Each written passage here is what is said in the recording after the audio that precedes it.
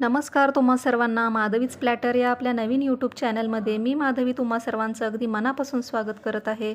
आपल्या चॅनलवरची ही पहिलीच रेसिपी आहे। चला तर मग देवाला नैवेद्य ठेवून आपण आपल्या चॅनलचा श्री गणेश करूया। नैवेद्यामध्ये मी शिरा बनवत आहे। तर मी शिरा माझ्या पद्धतीने बनवून दाखवत आहे, तुम्ही एकदा नक्की ट्राय करून पहा। त्यासाठी मी मोजमाप करेक्ट सांगितलेलं आहे। त्यासाठी आपण 1 वाटी तूप घेतलेलं आहे। इथं सगळं मी एका वाटीच्या प्रमाणानेच घेतलेलं आहे। तुम्ही कोणतीही वाटी सेट करू शकता। इथं 1 वाटी तूप, 1 वाटी रवा घेतलेला आहे आणि 1 वाटी साखर, त्याच वाटीने बरोबर 1 वाटी दूध आणि 1 वाटी पाणी मिक्स करून घेतलेलं आहे मी। आता रवा पहिल्यांदा आपण तुपामध्ये मस्त असं सोनेरी रंगावरती येईपर्यंत मस्त असं भाजून घ्यायचं आहे। त्याला मीडियम टू लो हीटवरतीच आपण त्याला भाजायचं आहे। घाई गडबड अजिबात करायची नाही आहे। मंद गॅसवरती त्याला भाजू द्यायचं आहे रवा। एका साईडला आपण दूध आणि पाणी जे मिक्स केलं होतं ते पण गरम करायला ठेवलेलं आहे, तेही छान गरम होऊ द्यायचं आहे।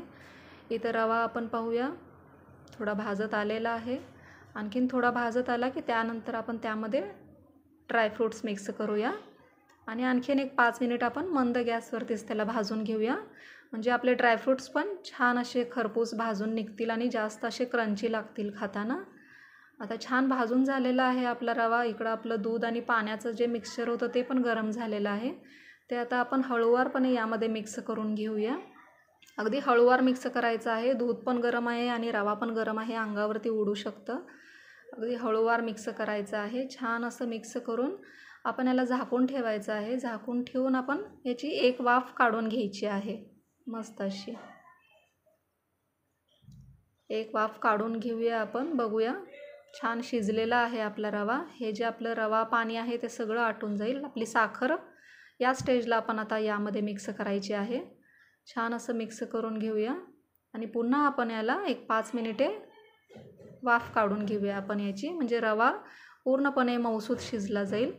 त्यानंतर शेवटी आपण यामध्ये वेलदोडे थोडे असे बारीक पावडर करून टाकूया त्यामध्ये आणि छान मिक्स करूया।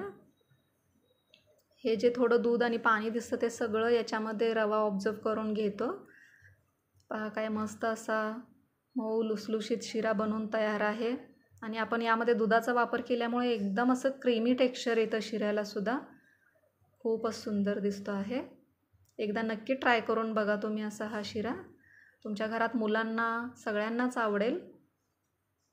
देवाला नैवेद्याचं ताट आपण तयार करूया चला।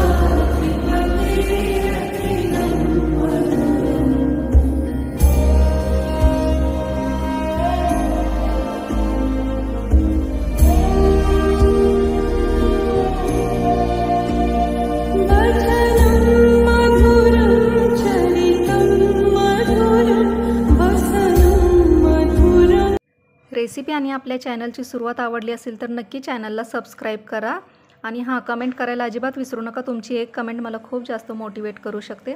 चला तर मग भेटूया आता आपण नंतर पुन्हा एकदा अशाच एका नवीन रेसिपीसोबत। तोपर्यंत मस्त रहा आणि स्वस्त रहा।